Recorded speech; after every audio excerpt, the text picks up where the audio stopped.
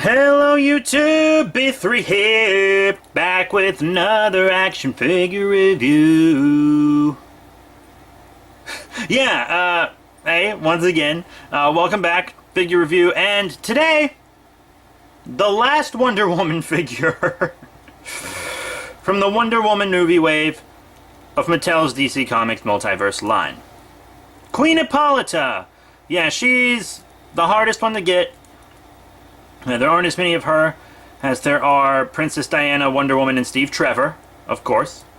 But she's probably the coolest looking one. I mean, she looks really nice. And she comes with the last pieces to build movie Ares, which I will also be reviewing now that I have all damn parts. I mean, the arm that came with, I think it was Steve Trevor, it doesn't want to articulate, so that I'm gonna have to fix that or get a new one off eBay or something before I can review Ares, so I don't know how long that'll take.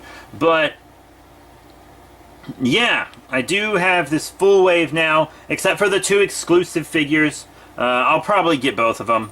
I was gonna pass on the Wonder Woman, but she does look better than the Batman vs. Superman Wonder Woman. I hate to say it, but she do. So, yeah. Hippolyta. Queen of the Paradise Island Themyscira. Mother of Princess Diana, aka Wonder Woman. And all-around badass. I said she was the coolest looking figure, and she easily is. Nice browns, golds. This cloak looks great. All new sculpting everywhere. She just looks really cool. I like how they gave her this gold eagle on the chest, because before Wonder Woman had her double W on her chest, she had an eagle. And the Wonder Woman, this movie Wonder Woman, she has a double W that actually is in the shape of an eagle. But having her mom have just the eagle, I think, is really cool and makes a lot of sense. Nice little throwback, you know. So that's cool. Nice browns. The cloak doesn't have a lot of paint on it, but you can remove the cloak if you want. You put the arms back. You'll have to turn the head a few times to manipulate it just right. Careful, because it might scrape the paint on the shoulders. You can pull it back, and you can see she got a butt. Hippolyta got a butt, let me freaking tell you. Hippolyta got a butt. But you can take it all the way off. I don't want to. I want to leave it on. I think that's cool. You know, she looks more regal with the cloak on, I think. But, cool. I like her crown. It's very nice. The hair, detailed very well, even painted in there. And it's kept off the body a little so that you can turn her head. They, you know, with Hippolyta and Diana of Themyscira, who you'll see later in size comparisons more than likely, the heads move around pretty well. So that's pretty cool. For lots of times female figures, you can't really move their head a lot because of the hair. But you also get it up and down on the arms, forward and back on the arms. You got a bicep swivel, which is cool. And also, you know, elbow swivel, so either one. The bicep swivel's a little better than that, though. You got an elbow bend, wrist swivel, of course. No ab crunch, sadly. Waist swivel. Lots of the time, Mattel will skip on articulation on movie figures because they want to preserve detail. That's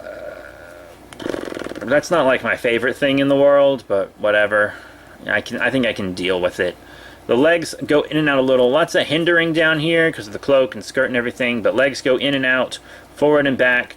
There's a thigh swivel, knee bend down here too, but which you can't really do anything with also, but I'll do my best there. And up and down on her tiny little feet. So that's articulation, detail paint, etc. You know, I mean, she looks cool. The best thing about this figure is that she looks cool, and really we're not going to get one from DC Collectibles because they stopped their movie line stuff because no one was buying them. I mean, That's mostly because of DC Collectibles. Well, the price point on them was that of an imported figure. And even though you got a bunch of cool articulation and accessories and stuff, I think people were concerned with durability, as they probably should be with DC Collectibles. But yeah, let's take a look at accessories for her, huh? Her first accessory is this javelin. I gotta hand it to the weapons that these Amazon's been coming with. They're pretty awesome. Steve Trevor's weapon was a little dumb, but it just, the detail, and he couldn't hold it right, and all that jazz. But Kat's trying to jump up there and get to her spear. She's been trying to play with this javelin since I opened this figure a while back. Sorry, I'm just getting around to a review now, but my internet's terrible. Woo, and I have 3 jobs. But yeah, it looks nice. You know, it's just got a pretty normal shaft, brown, whatever. But we got this gold point, and it looks real nice. Lots of detail in there. You know, they could have just given us a gold spear tip with no real detail, but they didn't. We got all this nice detail, and Papa likey. Papa like you a lot. But yeah, and she holds it just fine. You know, that's not going anywhere. So if you want to display her with this, have a good time. Hippolyta's next accessory is this super cool sword. Each Amazon in this wave comes with a different sword. So you don't get duplicate swords with any of them, which is really cool. I think Diana of Themyscira has a sword. I haven't seen the movie. It's coming out in a few days at the time of recording this. But Diana of Themyscira has a sword, which gets just her regular sword. And then there's a sword that I think she gets to use against Ares. That's my guess. I don't know. But that's the sword the Wonder Woman figure has. And then Hippolyta has her own really cool sword. They just made some dope weapons for this movie, I can already tell. They're really cool. But once again, holds it just fine. You can hold it in either hand. I'm just assuming she's right-handed. I don't know. But yeah, very cool. And as I mentioned earlier, Hippolyta comes with the remaining pieces of Ares. So, yeah, if you get all 4 of the figures in this wave, and it's only 4, which is pretty awesome, price-wise, you can build the entirety of Ares, and you get this big sword he has. And then if you buy the 2 bonus figures, you can get Ares' shield and these flaming swords. So, yeah, you know, as you can see, you get a pretty cool right arm and a left leggy. But, I'm not sure how I think about these bare feet. They just look small on the figures. My only complaint with them. But, yeah, we'll talk more about that in the Ares review. Here we have our first size comparison of the day. Just wanted to move on into size comparisons. But, yeah, check it. On the left, Princess Diana of Themyscira, as I promised. You can check out her review. Should already be up. Very cool. Gucci! But, yeah, so she's cool. And here on the right, another movie figure. Batman from Batman vs. Superman. We're going to keep the Mattel train going with some comic figures. Here on the left from DC Unlimited, New 52 Wonder Woman. And here on the right we have Blue Beetle from DC Universe Classics. I always like to show these Mattel movie figures with some TV show figures from Mattel as well. Here on the left we have Supergirl from the now CW show. Pretty cool. And Arrow here on the right, both from DC Comics Multiverse. Now I think it's safe to go into some DC collectibles.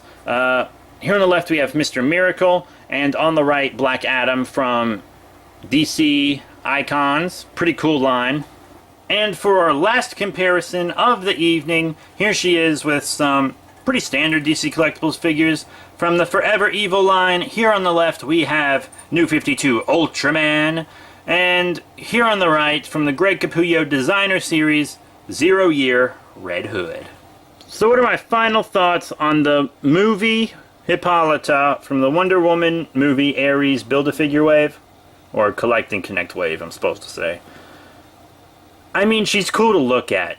If you just want her to stand all vanilla among your Mattel movie and TV show figures, she's going to look really cool. Articulation-wise, though, it's a real bummer. You can move the head around more than you would expect, which is cool. She can move a little better if you take the cloak off. But I mean, not much better. This Wave has a real big articulation problem. And movie figures from Mattel often do have that problem. Because, you know, each figure has a budget, and they're trying to really keep it the same, I think. And it's not like they're just going to change the design drastically to give it more articulation or anything. But, I mean, she has a standing problem also. She has these little feet, which are fine, but like her skirt area pushes her legs together, so you can't keep her legs out to kind of, you know, keep her balanced. So you kind of, I'm gonna have to keep her braced on my display. She hasn't been on my display yet, but I'm gonna have to keep her braced between other figures to. Sorry, that's my cat making all that noise. Standing on action figure box. Just gonna have to keep her braced to keep her standing. Which is alright, because my movie TV figures are all standing together like that, vanilla anyways. Doesn't matter. She has cool accessories, you can display her with them, but not in any awesome dynamic poses or anything, you know. Is the Ares more posable? You're gonna have to see. You're gonna have to subscribe and wait for that Ares review. I'll try to have it up as soon as possible for you guys. I just might have to get a new piece for Ares, because one of my pieces might be stuck. Like, that's what I had to do for the Doomsday New 52 one. But, yeah, that's it. Hippolyta's really cool looking, but her functionality is not quite there. So, thank you all very much for your support. Remember to rate, comment, and subscribe. Check out all the cool links in the description below. Facebook, Twitter, etc. But, yeah, that is it. I'm getting the other Amazon, whose name I don't remember. I don't know if it was Penelope or something. I'm getting her, if I can find her. And I might get the other Wonder Woman just because she's better than the Batman Superman one. So it seems. But, yeah, just rate, comment, subscribe, check out all the cool links, and I'll see you all later. Thanks for the support.